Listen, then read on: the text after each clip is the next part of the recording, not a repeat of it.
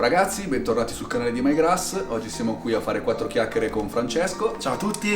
Che lavora per Dutch Passion, una delle seed bank storiche olandesi conosciuta a livello mondiale. Quindi direi di cominciare subito con le domande. Quindi ti chiederei di parlarci dell'azienda Dutch Passion, come è nato il progetto, cosa avete sviluppato in questi anni e i traguardi raggiunti. Dutch Passion viene fondato ufficialmente nel 1987 ad Amsterdam da Henk van Dalen, è un biologo olandese che iniziò i suoi esperimenti di selezione e di creazione di genetiche dagli anni 70, perché lui era un gran viaggiatore, quindi ogni viaggio che faceva collezionava dei semi autoctoni che poi portava in Olanda e iniziava a coltivare. Lui iniziò per hobby come autocultivo, pian pianino la sua fama crebbe come coltivatore, perché iniziò a selezionare le prime genetiche soprattutto derivanti dall'Afghanistan e dalla Thailandia. Da lì iniziò appunto a creare le prime varietà stabili e iniziò a condividere una rete di coltivatori olandesi, quindi decise di aprire ufficialmente la banca del seme ormai mondialmente conosciuta come Dutch Passion.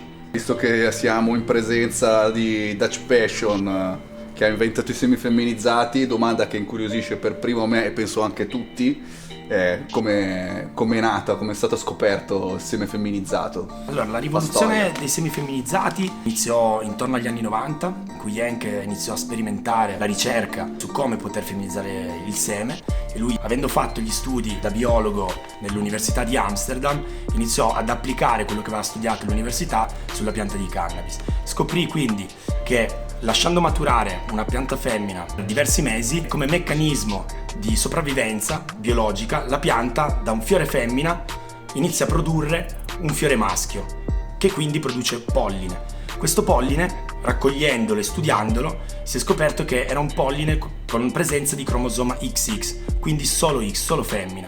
Avendo soltanto carattere femminile, Henk impollinò con questo polline una pianta femminile, raccolse i semi che ne derivarono e buttò in terra 50 semi. Il risultato fu che 50 semi risultarono poi 50 piante completamente femmine.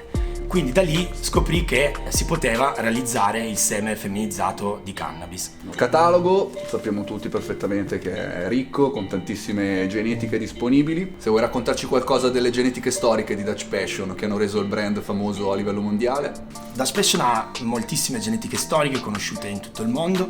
La prima genetica messa in commercio nell'87 fu la Passion 1, che all'epoca si chiamava Amstel Gold, ovviamente in forma regolare, ed era selezionata per l'outdoor. Poi ovviamente ci siamo affermati con genetiche classiche della famiglia Orange, come l'Orange Bud.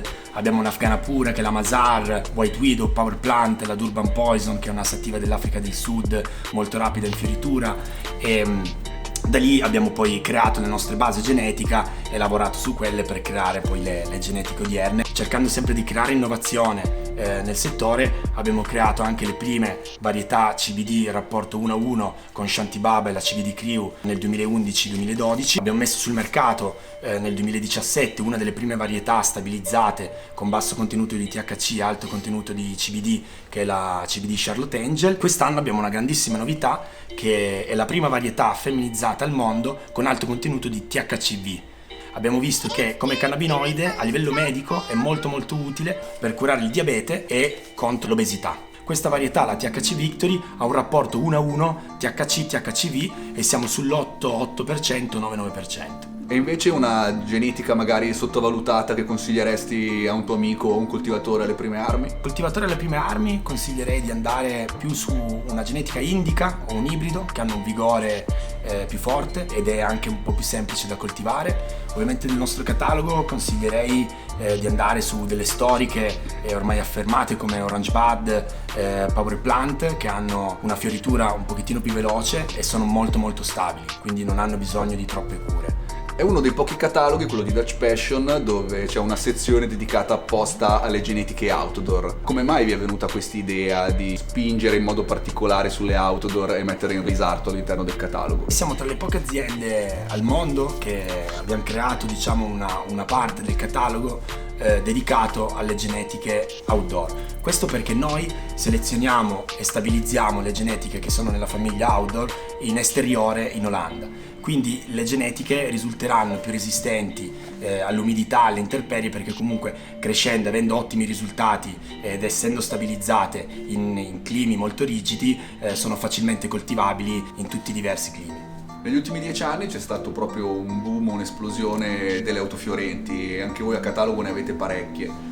Cosa pensate di questo tipo di genetica rispetto magari a quelle femminizzate? Diciamo che allora siamo stati tra i primi a fare degli studi e a cercare di selezionare sulle lowrider, le ruderalis, comunque le autofiorenti in generale, perché comunque vedevamo una grande potenzialità in queste genetiche, essendo che sono molto rapide, hanno un ciclo di vita molto veloce. Ovviamente i primi esperimenti di autofiorenti non erano paragonabili come qualità a una femminilizzata, però andando avanti negli anni con la selezione siamo arrivati ad avere delle qualità veramente alte. Le principali seed bank una volta erano quasi solo olandesi, poi sono arrivate gli spagnoli e adesso gli americani. Come avete accolto questo ingresso? Avete fatto delle collaborazioni o c'è stata più battaglia? No, in realtà noi molto bene, perché comunque è un mercato che al momento è ancora abbastanza di nicchia, quindi in realtà il mercato spagnolo ha portato innovazione nel settore, nella comunità cannabica in generale. Hanno sviluppato delle buone genetiche negli ultimi anni che sono molto coltivate a livello internazionale, quindi in realtà noi appunto abbiamo accolto molto bene questa nascita del mercato, questa esplosione del mercato spagnolo, dovuto al fatto che in Spagna c'è comunque una grandissima cultura cannabica, quindi sono riusciti a sfruttare molto bene anche il clima che hanno per creare delle genetiche molto interessanti. Mentre sull'America, gli Stati Uniti, è un discorso un po' diverso, perché loro non sono troppo focalizzati sulla produzione del seme, ma bensì sulla selezione del clone d'élite, quindi creare una genetica e poi mantenerla con i cloni, e quindi facendo talè. Sulle genetiche americane è molto interessante anche quello che stanno facendo sul lato dei terpeni. Stanno facendo delle varietà con un bouquet di terpeni che è veramente molto interessante. Infatti noi abbiamo creato una linea specifica che si chiama la USA Family, in cui offriamo genetiche americane, incroci di cloni d'élite, quasi sempre ibridati con qualcosa di stabilizzato olandese, in modo comunque da avere un mix di genetica, e stiamo avendo dei risultati veramente eccellenti. Negli ultimi anni poi si è passati dalla coltivazione con le classiche HPS ai LED, ma diciamo che il coltivatore è ancora diviso, non sa cosa sia meglio, se l'HPS o il LED. Voi avete qualche esperienza da condividere? Come team di Dutch Passion sulla coltivazione a LED crediamo che sia un po' il futuro dell'illuminazione, l'illuminotecnica per agricoltura. Abbiamo dei vantaggi notevoli con il LED. Prima di tutto il consumo, ovviamente si consuma molto meno rispetto a un HPS. Lo spettro PAR è molto più ampio, la lampada si avvicina molto di più alle radiazioni del sole. Avendo uno spettro molto più ampio riusciamo ad ottenere della cannabis veramente di alta qualità, che supera di livello quella coltivata con l'HPS. Per concludere ti chiederei invece i progetti per il futuro di Dutch Passion, se ci puoi raccontare qualcosa, anche magari qualche progetto top secret se possibile. Quello che stiamo cercando di fare è di creare con la selezione nuove varietà con diversi contenuti e diversi bilanciamenti di cannabinoidi all'interno. La cosa che ci interessa studiare in un fito complesso di cannabinoidi, come funzionano e quali sono gli effetti di questi cannabinoidi con diversi bilanciamenti. Quindi adesso sappiamo qual è l'effetto di un THC CBD 1,20 oppure di un THC CBD 1,1, però ci interessa ovviamente scoprire tutti gli altri cannabinoidi e stiamo lavorando molto duro per selezionare nuove varietà con dei cannabinoidi un po' più sconosciuti. Abbiamo un nuovo progetto a cui stiamo lavorando da circa 2 anni, di cui però non posso parlarvi, e crediamo che porterà una grandissima rivoluzione nel settore della cannabis in generale.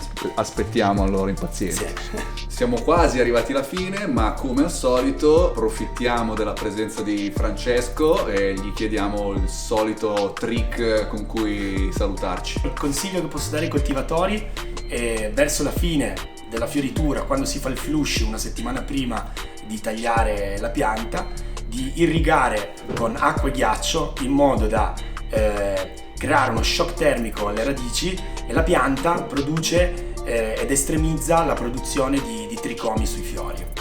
Ricordatevi di mettere il like se il video vi è piaciuto, attivare la campanella delle notifiche e iscrivetevi al canale. Ringraziamo Francesco per essere stato con noi oggi. Tu Francesco hai qualcosa da aggiungere? Volevo ringraziare il team di MyGrass per la professionalità e per la bella giornata insieme, invitarvi a visitare i negozi di Milano e di Torino, in cui troverete disponibili tutte le varietà Dutch Passion a catalogo. Siamo arrivati alla fine, un saluto da MyGrass E da Dutch Passion.